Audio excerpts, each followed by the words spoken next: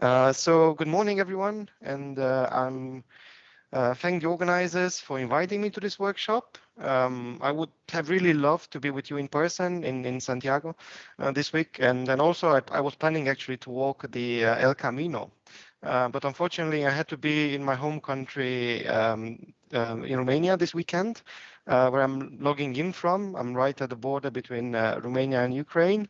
And actually getting from this remote place to another place in Spain would have been taking me over 2 days. So I'm really glad that there is this opportunity to attend this workshop remotely and present. So thank you very much.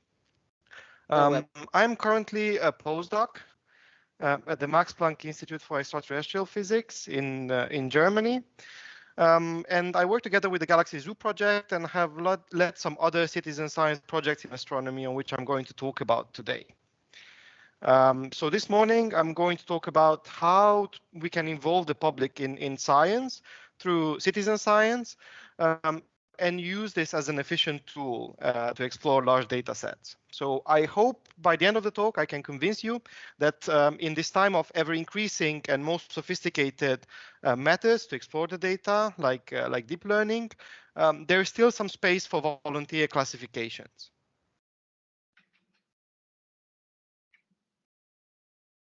So a brief outline of my talk today. I'm going to talk about my motivation in using citizen science and new tools to enable the exploration of the increasingly large data sets that we have in astronomy. Then I'm going to talk about two projects which are close to my heart. One is the Galaxy Zoo project, which I'm sure all of you are familiar with. And the second project, the Hubble Asteroid Hunter project, that is a more recent project where we used citizen science to explore the archival images of the Hubble Space Telescope for asteroids. So a little bit about my motivation for on this topic. I don't need to convince anyone, I think, in the audience that astronomy is becoming an increasingly data-intensive science. So we have data volumes, and also the complexity of the data is increasing. And this plot here shows the amount of data in petabytes in the European Space Agency's data archives, showing the large increase over the last couple of years, mainly due to the Gaia mission. And of course, in June this year, there will be another spike with the Gaia DR3. And what is even more impressive is what is about to come in the next few years. So the data volumes will increase exponentially with Euclid here in the image, adding 10 more petabytes in the next 6 years. And I would like to say that while we astronomers are now still competing for data, in a couple of years, data will be competing for our attention. So the question is, how will we do science in the next decades? How can we maximize the science that we get of all this data? After all, we as astronomers will not be able to look at the images, all the data ourselves, and also the spectra. So I would argue that one good way to explore this data is using citizen science, which is an opportunity for the members of the general public, so not scientists by training, to participate in the scientific research, which is often in collaboration with scientists. And citizen science is by now an established research method.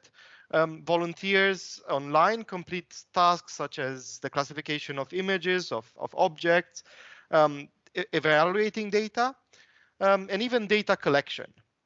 And it can be applied to a wide variety of disciplines, not just in astronomy. And this is demonstrated by the project on Zooniverse, which is the largest platform for such online citizen science projects.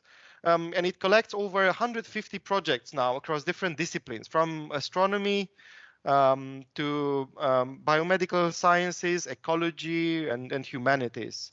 And right now, there are over 500 million classifications being made on the platform from 2 million registered users, which resulted in over 300 research publications, which shows that citizen science is both popular, but also an effective way to analyze the data where visual inspection is needed across different disciplines, which can lead to publications.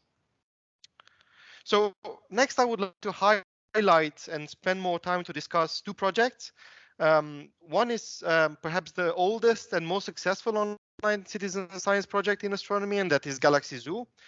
We're celebrating this summer 15th anniversary of the project, and the project is still ongoing with hundreds of people participating every day in the collection of galaxies online.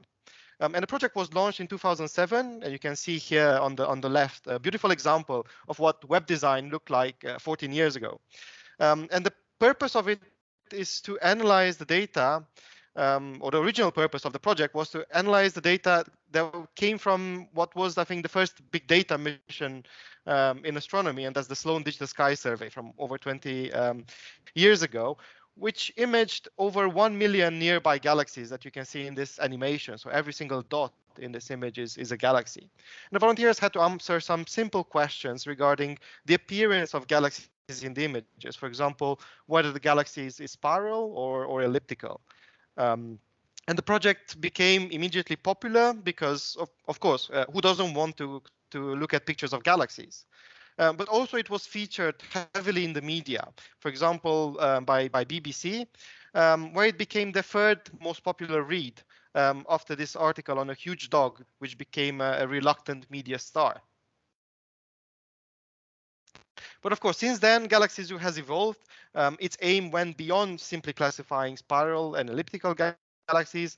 There are now a lot more detailed questions that are asked to the volunteers in a classification tree. For example, if the galaxy is edge on, if there is a bar in a galaxy, what is the shape of the bulge?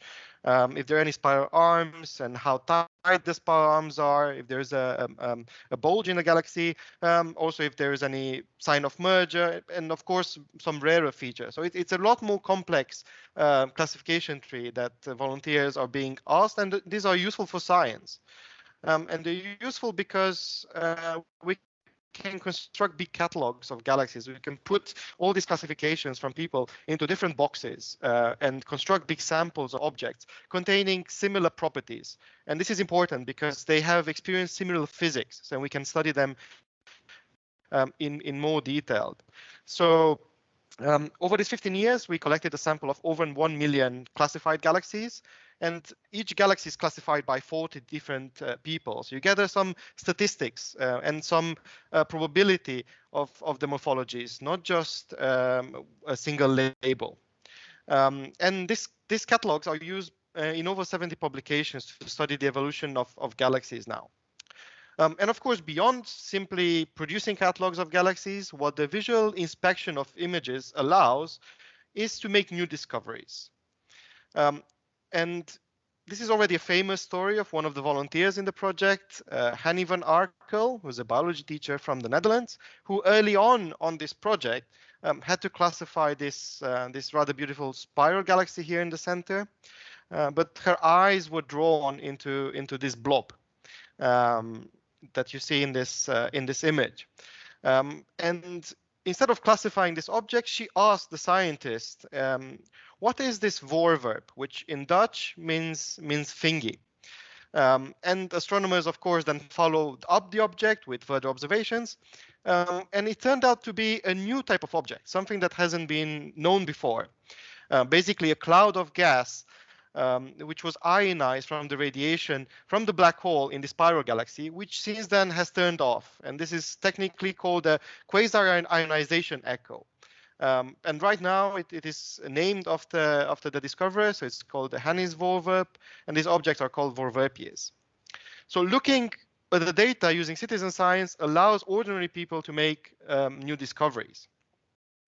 And you might ask, now that we have this more complex artificial intelligence algorithms like convolutional neural networks, if volunteer classifications are still needed in the future. While it is true that AI algorithms get better and better, and of course image classification is an obvious task for such algorithms, but training this algorithm still requires a large number of good quality images and labels. And the networks that are able to classify galaxies now are doing so because they have been trained with hundreds of thousands of labels provided by citizen scientists.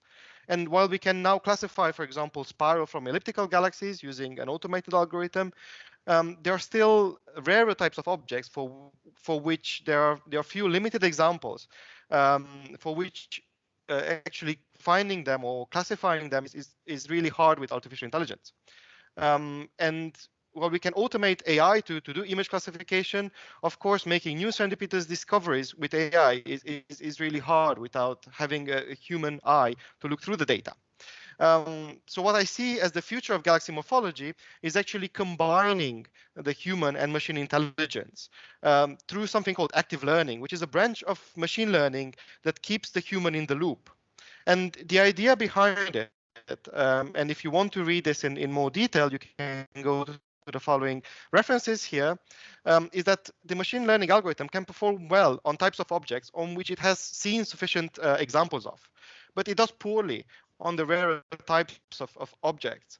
So one way to classify objects using this framework is to train an algorithm with the human classifications, then perform the prediction, see what the algorithm says about the objects. For example, let's ask the algorithm to classify spiral galaxies, and then the algorithm finds which objects it can classify easily, for which it is confident that the label is correct, but also which objects it is uncertain about. And then we can output these objects back to the human to label the objects and ask, for example, is this a spiral galaxy? And do this iteratively. And by doing this iteratively, retraining the algorithm based on new human classifications, we can, of course, improve the algorithms, which can achieve better performance. And also, we can find which objects are easy to classify for the algorithm. For example, elliptical galaxies or high redshift galaxies for which the morphology is really not known. And then leave the interesting objects, for example, the spiral galaxies, for humans to classify. So this allows also the humans to see postage stamps of galaxies, which will enable possibly new discoveries. So this is how I see the future of galaxy morphology, combining the human and machine intelligence. Okay, so now I showed you the example of Galaxy Zoo. In the next 10 minutes, I would like to demonstrate how we can use crowdsourcing to explore the Hubble Space Telescope archives for objects that Hubble was not supposed to image. And these are objects which are much closer to us. These are solar system objects like asteroids. And if you want to read this work in more detail, it has been recently published in Astronomy and Astrophysics, and you can find it at the following reference. But first, let me ask you a question. Why is it important to find and study asteroids? Well, first is to make sure that one of them doesn't collide with the Earth, of course. And we've all seen this movie and know what can happen. But secondly, they're also very important from a scientific point of view. Asteroids are building blocks of the solar system, and they contain information about both our origin and possibly about our end. And there are now over 1 million asteroids known, most of them in between the orbits of Mars and Jupiter that you see in this diagram. And then there are also Trojan asteroids, which are in resonance with Jupiter, and of course the near-Earth asteroids. And if we want to constrain models of the evolution of our solar system, we need to know the distribution of asteroid orbits, their chemical compositions, and their sizes. And we believe that their size distribution is roughly a Paolo, so there are very few large sized asteroids like Ceres that is 1,000 kilometers across, and then there are hundreds of thousands of kilometer-sized asteroids. But what we don't know very well is this regime of asteroids under 1 kilometer, in particular in the main belt. And that's because these asteroids are very difficult to image from the ground because they're very faint. But telescopes in space, like the Hubble Space Telescope, can reach fainter magnitude and can image these asteroids. So for this reason, we went to search for asteroids in images from the Hubble Space Telescope, where the asteroids are imaged by accident in the foreground of some famous targets. But the appearance of the asteroids in the Hubble images are different than those from the ground. And to understand this, we need to know a little bit more about Hubble. So Hubble is in low Earth orbit, as you see in this animation, and it's orbiting the Earth quite fast, every 95 minutes. And because of this very quick motion, it is changing the point of view during the exposure. So an asteroid trail which appears straight from the ground, it would appear curved in the images, having different curvature depending on the position of Hubble and also where it is pointing. As you see in this example of the Abel 370 parallel field. So of course, if we want to find asteroids in the data, we cannot simply rely that we can simulate, for example, these trails and then find them, because they have this diversity of shapes.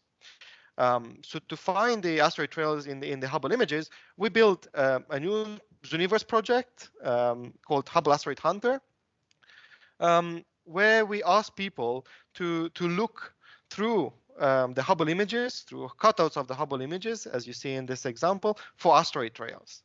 So basically, people had to look through to look at curved shapes in the images, which would denote an asteroid, and then mark the position and end point of the asteroid trail in the images.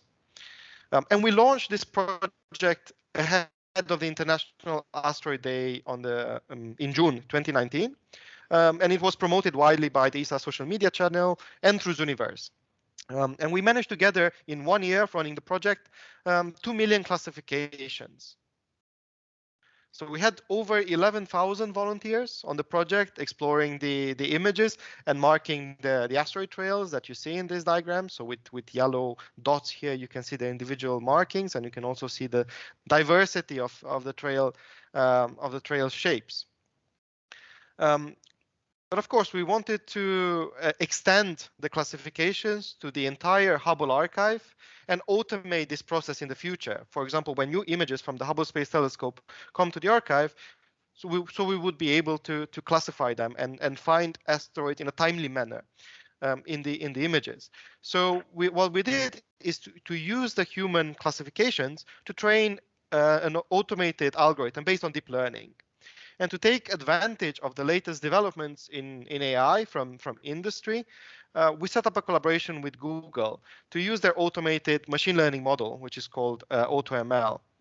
And this is a new neural network that builds a model that is suitable for your data and performs an object detection task, like the detection of asteroids. And we can discuss further about this algorithm if you're interested in after the presentation. But basically, we trained this algorithm with the crowdsourced classifications, and we applied it to an entire Hubble archive taken with 2 cameras, the advanced camera for surveys and the wide field camera 3, basically the 2 latest cameras. And this is over almost 20 years of data, 37,000 images, which we then split into small cutouts, 150,000 cutouts. And what used to take 1 year for the volunteers on our citizen science project to classify, it only took 10 hours with AutoML. So this is a good way of speeding things up. But again, we really needed to have the training set from the volunteers that encapsulates all the diversity of the trail shapes if you want to do a good and accurate classification of the entire archive. So again, I think the collaboration between humans and machine learning is important also for our work with asteroids. Okay, so what did we find through this project? The human and machine classifications, we recovered about 2,500 asteroid trails in total in the Hubble images. And you can see here we recovered. The different colors show that there are different individual exposures which were then stacked, and you can actually track the motion of the asteroids in between different exposures, like you see here in these animations. Then, of course, if you wanted to confirm that they are really asteroids, and find them in the Minor Planet Center database, we had to validate which trails are real and which ones are not. So we went over all the classifications, and we validated 1,701 asteroids, real asteroids in the images. The rest were either cosmic rays, which were mimicking some asteroid trails, or some elongated background sources, like some edge on galaxies.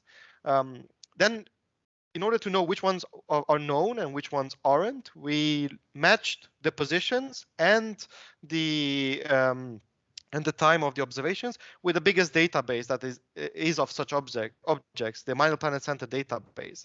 And we found that only 670 of them are actually known.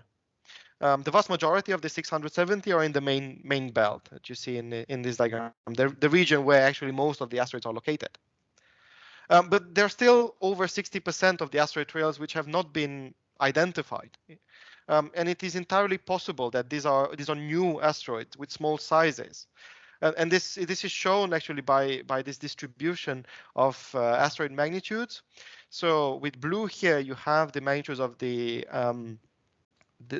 asteroids that we did manage to identify with known ones, and with orange are the unidentified asteroids. And as you see, they're significantly fainter, which actually shows the potential of Hubble to discover new faint asteroids. And we find that the majority of these asteroids, both the identified ones and the new ones, are located in the plane of the ecliptic, or in the plane of the solar system. So we believe that there are small-sized, under 1 kilometer asteroids in the main belt, which is exactly the population that we want to find in order to study the size distribution of small-sized asteroids. And this is what we're planning to do in a follow-up paper led by my PhD student, Pablo Garcia Martin, who is looking into fitting the curvature of the shapes, which can tell us more about this distance to the asteroids and also their sizes. Okay, so I presented how crowdsourcing can be useful to explore large data sets. And then we can use artificial intelligence if you want to expand this to the entire archives or larger data sets. But having people look at the data can actually lead to surprising new discoveries. And this is one of the main advantages of the human brain, is that we can go beyond what is required and spot the unusual. And I would like to further demonstrate this through three examples from this Hubble Asteroid Hunter project. But first, I would like to say that the All These Universe projects have a forum, which is called Talk. And this is a place where the citizen scientists can engage in conversations with either the science team or between themselves. They can ask questions to the science team and also do their own analysis. And this is a way of keeping the conversations going about the data and the science. For example, this is an example of a citizen scientist doing his own analysis of finding which asteroid corresponds to this trail in the images. So they really did a detailed job going through the Minor Planet Center database, finding the position, and then voila, this is the asteroid that we identified. But of course, they can make some new serendipitous discoveries in the data as well. For example, let me go back to the famous image of the Frontier Fields cluster Able 370. So what you have in this image, this is a famous Hubble image of a cluster of galaxies with some gravitational lensing, arcs, then some asteroid trails in the front. But occasionally, you have something like this, a bright trail that goes all across the image. And this turned out not to be an asteroid. And this type of trace was spotted on the project by the volunteers, but because they're moving too fast, they cannot be near asteroids. So we figured out that they're actually artificial satellites in orbits above Hubble. And this is happening because Hubble is at only 535 kilometers altitude. And there's actually many artificial satellites at higher orbit. So what we did is to, again, ask the volunteers to tag these objects and then use the machine learning algorithm to further find them in the data in an analysis that we recently submitted into a publication. Another surprising discovery is of strong gravitational lenses found through the forum of the project. So let me tell you the story. At the beginning of the project, volunteers were reporting these arcs of strong gravitational lenses as asteroids because they didn't know what gravitational lenses were. So we told them these are not asteroids because they look sort of different. We showed them some examples of how strong lenses would look like, and we asked them to tag them separately so that we can go through the classifications and clean the data sets. And in a summer project with my summer student Emily and the volunteer on the project Claude Cornen, they went over the classifications of the citizen scientists and actually found 198 new strong gravitational lens candidates in the data, like some of the examples you see here. And these were not the targets of the Hubble images. These were just in the background of some famous images. And this phenomenon of gravitational lensing is pretty rare. So having another 200 of them is really important if we want to study further this phenomena.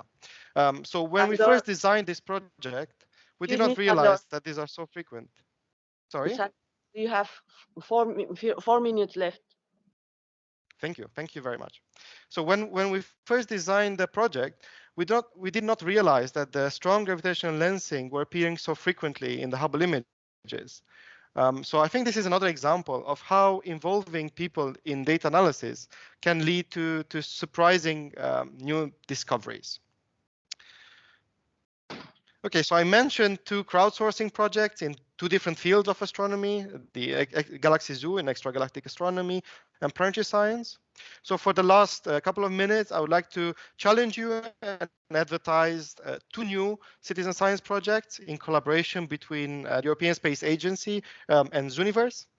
So only 3 weeks ago, we launched a second citizen science project with ESA data, the Rosetta Zoo project, which is making use of images from the famous ESA Rosetta mission. And this time we're looking at changes in the surface of comet 67P as it was imaged by Rosetta before and after the perihelion passage. We're looking for boulders moving on the comet, cliffs collapsing, and the links between these changes and the physical changes on the comet. So if you're interested in this project, please visit the following link, share it in your communities, and help us improve our knowledge of comets. And of course, since we're at the Gaia workshop, I would like to mention that we're also planning for a citizen science project with Gaia. And this is a collaboration between ESA, Zooniverse, the Gaia CU7, and Senai and Science Now. And what this project will be about, we will ask volunteers for the first time to inspect light curves of variable stars with Gaia data and classify the types of variability in order to improve our automated classification and also perhaps to find some weird or outliers in the light curves. So we hope this opportunity will engage citizen scientists and build a community around Gaia with amateur astronomers. And we'll also look into gamification to strengthen the engagement of the public.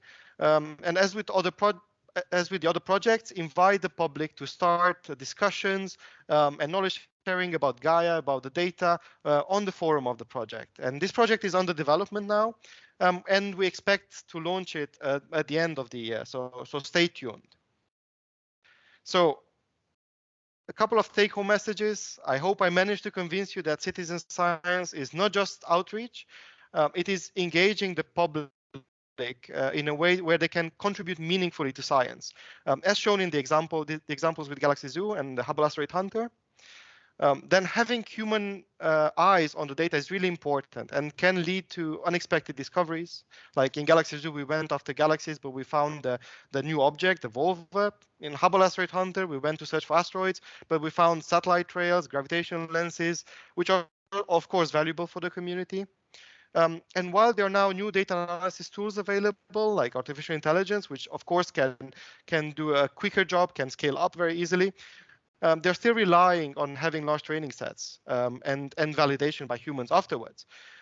So that's what we learned along the way, that the collaboration between humans and machines is really important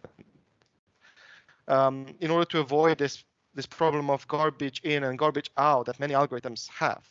And finally, I would like to highlight 2 new projects, one that is already in process, like the Rosetta Zoo project, and an upcoming one on Gaia. So if you'd like to discuss more about this, I'm happy to answer any questions, and you can also find my contact details here on LinkedIn, Twitter, or on my website. Thank you very much.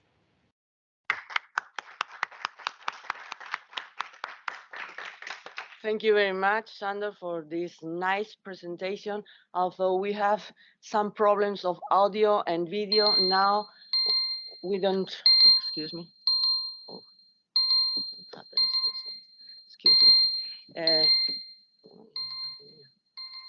I don't know. Excuse me. No sé qué le pasa.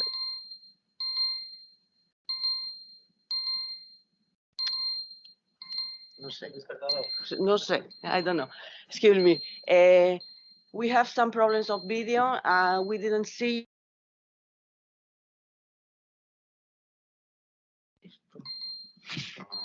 No sé qué está puesto. El reloj este. Se silencia. No tengo ni idea de cómo se silencia esto. Sandor? Yes, Are you I can here? hear you. Yes. Okay, we go ahead with any questions, although we cannot see you.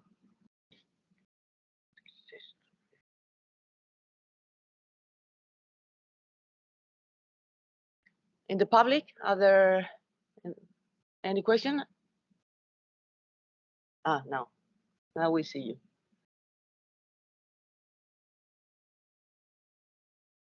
Okay, the Tineke Reyes says, thank you, Sanders, for including this brand new project on Gaia variability in your talk.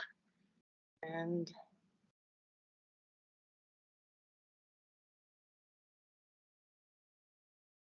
yes, I am very surprised for your talk when you say that ordinary people can also be a great astronomer discover.